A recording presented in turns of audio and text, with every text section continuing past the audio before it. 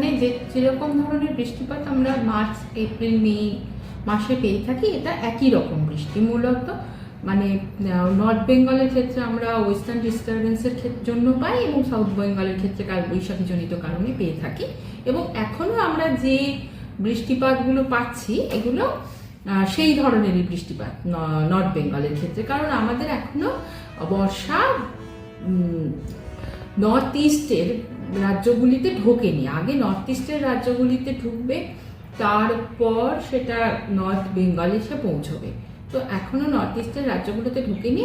বলা আছে যে আগামী 2 থেকে 3 দিনের মধ্যে এটা নর্থ ইস্টে ঢুকবার মতো ফেভারেবল একটা কন্ডিশন তৈরি হয়েছে, এই পর্যন্ত জানানো হয়েছে যে 2 থেকে 3 দিনের মধ্যে বর্ষা ঢোকার একটা পরিবেশ তৈরি হয়েছে নর্থ ইস্টের স্টেটগুলো, মানে মিজোরাম, ত্রিপুরা, এই মণিপুর, এই স্টেটগুলো, মেঘালয়, এইগুলোতে ঢুকবার একটা সম্ভাবনা তৈরি হয়েছে। তারপর আমাদের এখানে মানে নর্থ বেঙ্গলে আসবে, তখন বর্ষা বলা হবে। এখন এটা প্রি মনসুন, এটা প্রি মনসুনের বৃষ্টিপাতই চলছে।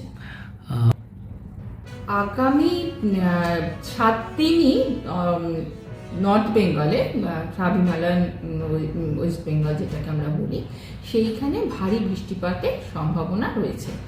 এই আজকে বেশ ভালো মতো, মানে আজকে সকালে যে বৃষ্টিপাত আমরা পেয়েছি, গতকাল 8:30 থেকে আজকে সকাল 8:30 যদি দেখেন, বা নর্থ বেঙ্গলে বেশ মানে ভারী থেকে অতি ভারী বৃষ্টিপাত হয়েছে বিভিন্ন জায়গায়, দার্জিলিং, কুচবিহার, জলপাইগুড়ি, আর দার্জিলিং, আলিপুরদুয়ার, জলপাইগুড়ি ইত্যাদি জেলাগুলিতে। এবং গত কয়েকদিন ধরেই হয়ে যাচ্ছে এবং সেটাই কন্টিনিউ করবে। ওখানে ভারী বৃষ্টিপাত আপাতত চলবে আগামী 7 দিন রোজই। এর মধ্যে ডে 3 মানে 8 তারিখে ওখানে ভারী থেকে অতি ভারী বৃষ্টিপাতেরও সম্ভাবনা রয়েছে।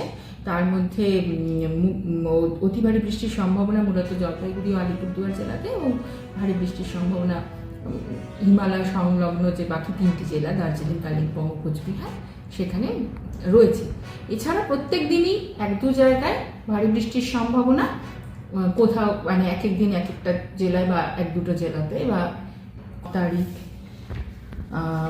না 9 তারিখে 2-3টি জেলাতেই, 10 তারিখ, 11 তারিখ এবং 12 তারিখ উপরের যে হিমালয় সংলগ্ন যে 5টি জেলা আছে সেই 5টি জেলাতেই এই সম্ভাবনা রয়েছে। এবং 12 তারিখের ক্ষেত্রে এই সম্ভাবনা নর্থ সাউথ দিনাজপুরের ক্ষেত্রেও রয়েছে।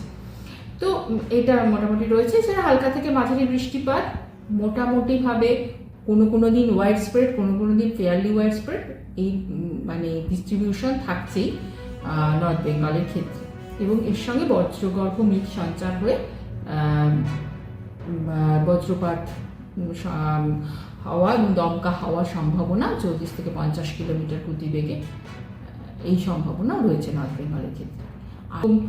মোটামুটি এরকমই।